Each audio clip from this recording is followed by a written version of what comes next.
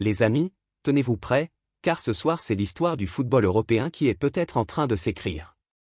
Entre une finale de Ligue des Champions électrique, un Dembélé en mode Ballon d'Or, et un mercato qui s'annonce bouillant, on a énormément à dire aujourd'hui.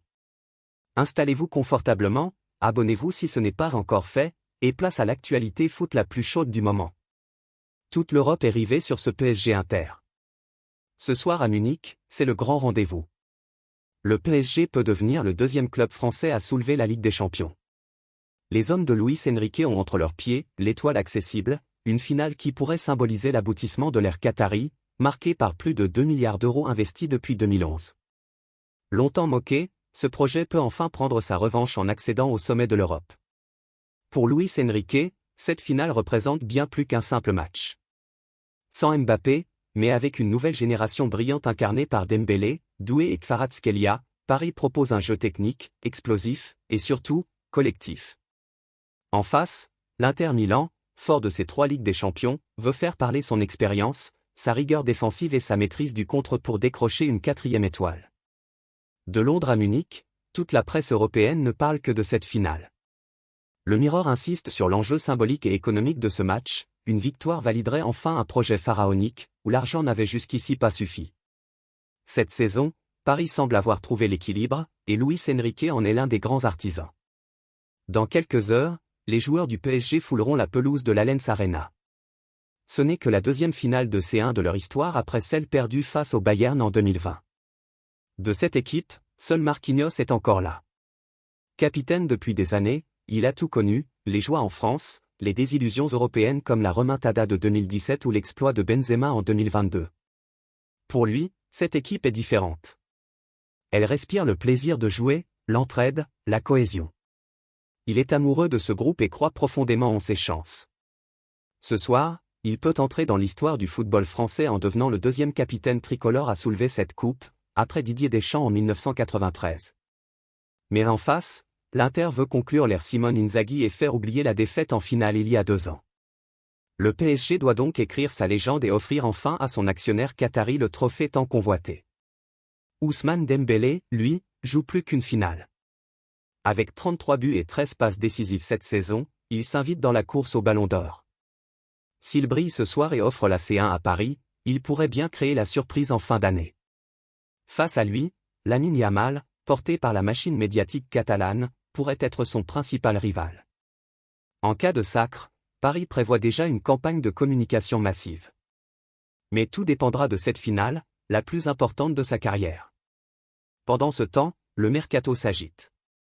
Luis Diaz, malgré la volonté de Liverpool de le conserver, laisse planer le doute avec un message d'adieu sur Instagram. Le FC Barcelone est en embuscade. Du côté de Manchester United, c'est Bruno Fernandes qui fait parler de lui. Le Portugais, courtisé par Al Hilal avec une offre monstrueuse de 200 millions d'euros sur 3 ans, commence à envisager un départ. Lui-même reconnaît qu'il respectera la décision du club, même si cela signifie un départ. Ruben Amorim, interrogé après le dernier match, pense qu'il veut rester. Selon lui, Fernandes refuse beaucoup de propositions et montre son engagement. Le coach espère que Manchester trouvera d'autres moyens de générer des fonds sans sacrifier son capitaine, qui mérite de rester dans ce qu'il considère comme le meilleur championnat du monde. Du côté de Tottenham, la saison a été contrastée. Malgré une 17e place en Premier League, le club sauve les meubles avec une victoire en Ligue Europa contre Manchester United. Un premier trophée depuis 2008 qui pourrait même sauver la tête de l'entraîneur Ange Postecoglou. Les Spurs ont déjà commencé leur ménage, Forster, Reguilon, Whitman et Werner quittent le club. C'est un coup d'épée dans l'eau pour la Juventus. La nouvelle direction turinoise avait fait du coach de 67 ans sa priorité pour succéder à Igor Tudor la saison prochaine, mais selon les informations de la presse italienne, ce dernier va donner son accord à la Roma. Il a d'ailleurs rencontré Claudio Ranieri et Florent Ghisolfi il y a 2 jours dans un restaurant de Florence. Les arguments des 2 hommes ont fait mouche auprès de celui qui dispose encore d'1 an de contrat du côté de l'Atalanta Bergame. Celui-ci devrait paraffer un bail de 3 saisons avec la Louve, assorti à un salaire de 5 millions d'euros à l'année. Il faudra ensuite parvenir à un accord avec la DEA pour libérer l'entraîneur. Ses 6 premiers mois avec Manchester City ressemblent à une vraie réussite.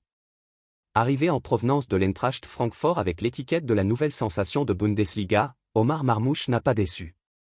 Débusqué contre un chèque de 75 millions d'euros, l'attaquant égyptien a trouvé ses marques du côté de l'Etihad Stadium avec 8 buts en 22 matchs. Même s'il devra sûrement faire mieux l'an prochain aux côtés d'Erling Haaland, le buteur de 26 ans a déjà montré plusieurs fois l'étendue de son talent.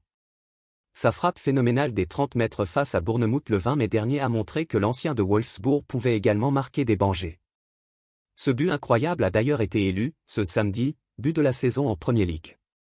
Un premier trophée pour le natif du Caire. Enfin, au Barça, Raphinha se montre confiant. Alors que Rashford et Luis Diaz sont annoncés dans le viseur du club catalan, le Brésilien ne se laisse pas impressionner.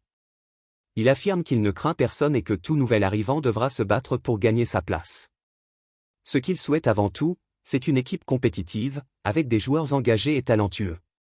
Reste à savoir si Xavi ou son successeur saura gérer autant de talents offensifs.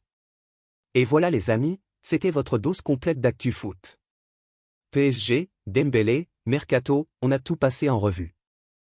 Dites-moi en commentaire si vous pensez que Dembélé peut vraiment décrocher le ballon d'or, et surtout, abonnez-vous pour ne rien rater. À très vite pour une nouvelle vidéo.